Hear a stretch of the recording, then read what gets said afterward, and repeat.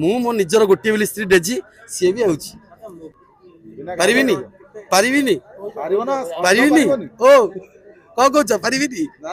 YouTube ରେ କରୁଛି ଯାତ୍ରାରେ ପାରିବିନି ପାରିବିନି ଦେଖାଯାଉ ନାଟକ ଆସୁ ଜଣା ପଡିବ ଆଣିକି ପୁରୀ ଏଠି ବାସ୍ ଦେଖିଲ ଲେଡିଜ ଫାଷ୍ଟ ଲାଗିବ ନାଟକ ଆରମ୍ଭ ହେଲାଣି ଷଣ୍ଢ ଶୋଇଛ ଉଠି ନା ନା ନା ସେଇଟା କେବେ ବି ହବନି କାହିଁକି ଆମେ ଦି ଜଣ ଅଛୁ ନା ଯଦି ମୁଁ କୋଉଠି ଘୁମେଇ ପଡି ମୋ ସ୍ତ୍ରୀ ଆସି ଏଇଠି ଶୁଣୁଛ ଉଠ ପହିଲା ସିନ୍ ଆମେ ସେଇଥିପାଇଁ ଦି ଜଣ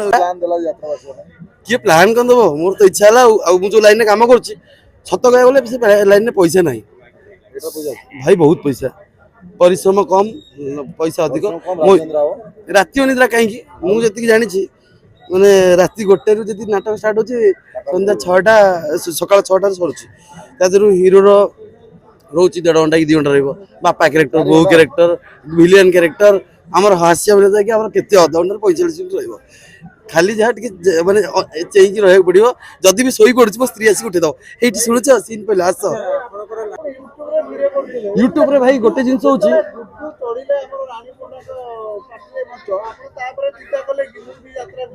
ନା ନା ସେମିତି କିଛି ନାହିଁ ମତେ ପ୍ରୋବ୍ଲେମ ହେଲା କଣ ୟୁଟ୍ୟୁବରେ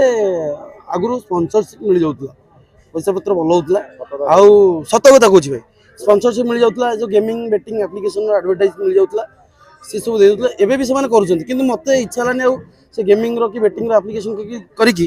ଲୋକଙ୍କୁ ଫ୍ରଡ୍ କରିବା ପାଇଁ ଏବେ ବି କିଛିଟା ୟୁଟ୍ୟୁବର ଅଛନ୍ତି ଯେଉଁମାନେ କି ଗେମିଂର ବେଟିଂର ଆପ୍ଲିକେସନକୁ ପ୍ରମୋଟ କରୁଛନ୍ତି ସେମାନେ ଲକ୍ଷ ଲକ୍ଷ ଟଙ୍କା କମାଉଛନ୍ତି ଏମାନଙ୍କୁ ଜୁଆ ଭିତରକୁ ଆଣୁଛନ୍ତି ଲୋକ କିଛିଟା ମରୁଛନ୍ତି ସେଥିପାଇଁ ମୁଁ ସେ ଜିନିଷରେ ପଶିବା ପାଇଁ ଚାହିଁଲିନି ମୁଁ କମି ତ ପଇସା ଖଟିବି ପଇସା କମେଇବି ମୁଁ କରିଛି ଆଗରୁ ଆଡଭର୍ଟାଇଜ କିନ୍ତୁ ଯେତେବେଳେ ଜାଣିଲି ବହୁତ ଲୋକ ମରୁଛନ୍ତି ଏସବୁ ଗେମ୍ ଫେମ୍ କରିକି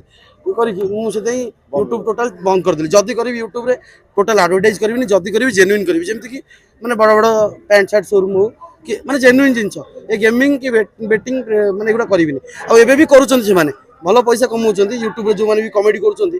କି ଯିଏ ବି ଯାହା ବି କରୁଛନ୍ତି ବେଟିଂ ଗେମିଂର ଆପ୍ଲିକେସନକୁ ପ୍ରମୋଟ କରୁଛନ୍ତି ସେମାନେ ପଇସା କମାଉଛନ୍ତି ଲୋକମାନେ ମରନ୍ତୁ ତାଙ୍କର କିଛି ଫରକ ପଡୁନି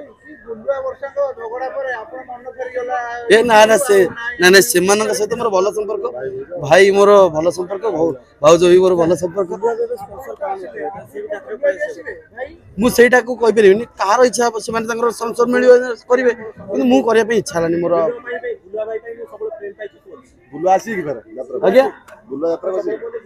ହଁ ଫେମ୍ ପାଇଛି ମୁଁ ବି ଷ୍ଟ୍ରଗଲ କରିଛି ମୁଁ ଦେଖ ବୁଲା ଭାଇଙ୍କ ପାଇଁ ଫେମ୍ ପାଇଛି ଠିକ ଅଛି ମୋର ବି କିଛି ମାନେ ମୋର କିଛି ମାନେ କଳା ଥିଲା ବୋଲି ତ ମୁଁ ପାଇଲି ନହେଲେ ଓଡିଶାରେ 4 କୋଟି ଲୋକ 5 କୋଟି ଲୋକ ରହୁଛନ୍ତି ସମସ୍ତଙ୍କର କଳା ଅଛି ସେମାନେ କାହିଁ ଆଗକୁ ଆସୁନାହାନ୍ତି ସେମାନେ ମୋର ମୁଁ ତ କଳା ମାନେ ଏତେ କଳା ମାନେ ଜର୍ଜରିତ କଳାରେ ଉତ୍ତେଜିତ ସେଇଟା ତାଙ୍କ ଉପରେ ଡିପେଣ୍ଡ ମୁଁ କଣ କହିଦେଲେ ଭାଇ ପଳେଇ ଆସିବେ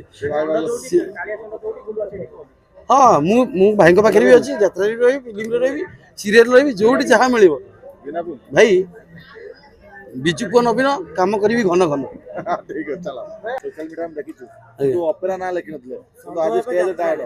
ଆଜି ଷ୍ଟେଜରେ ଡାଇରେକ୍ଟ ଲରେନ୍ସ ଭାଇଙ୍କ ସହିତ ତ ଫଟୋ ଭାଇରାଲ ହେଇଥିଲା ନା ସେ ଫଟୋ ମିନିମମ୍ ବୋଧେ 1.5 ମିଲିୟନ ଲୋକ ଦେଖିଲେଣି ମାନେ ଯୋଉଠି ଭାଇ ସେଇଠି ମୁଁ ବା ବ୍ଲାକ୍ ଆଣ୍ଡ ହ୍ୱାଇଟ୍ ମାନେ ଭାଇ ହ୍ୱାଇଟ୍ ଭାଇ ହ୍ୟାଣ୍ଡସମ୍ ମୁଁ ହାଣ୍ଡି କଳା ସାଙ୍ଗେ ସମାନ ନାଇଁ ମୁଁ ବହୁତ ମାନେ ଏକ୍ସାଇଟମେଣ୍ଟରେ ଅଛି କେବେ ଯାତ୍ରା ଷ୍ଟାର୍ଟ ହବ ଆଉ କେତେବେଳେ ମୁଁ ଲାଇଭରେ ମାନେ କମେଡି କରିବି ଆଉ ଲୋକମାନଙ୍କୁ ଏଣ୍ଟରଟେନମେଣ୍ଟ କରିବି ମୁଁ ବହୁତ ଏକ୍ସାଇଟମେଣ୍ଟ ଅଛି ଆଉ ସବୁଠୁ ବଡ଼ କଥା ହେଉଛି ଆମର ଯେଉଁ ନାଟକଟି ଆସୁଛି ସନାତନୀ ସେଥିରେ ମାନେ ଆମ ହିନ୍ଦୁ ପରମ୍ପରା ଆଉ ସଂସ୍କୃତି ଉପରେ ହେଉଛି ସବୁ କିଛି ଶିଖିବା ପାଇଁ ମିଳିବ ସେଥିରେ ବହୁତ କିଛି ଶିଖିବାକୁ ମିଳିବ ଭାଇଙ୍କଠୁ ମୁଁ ଯେତିକି ଶୁଣିଥିଲି ବାକି ନାଟକ ହେଲା ପରେ ସମସ୍ତେ ଜାଣିବେ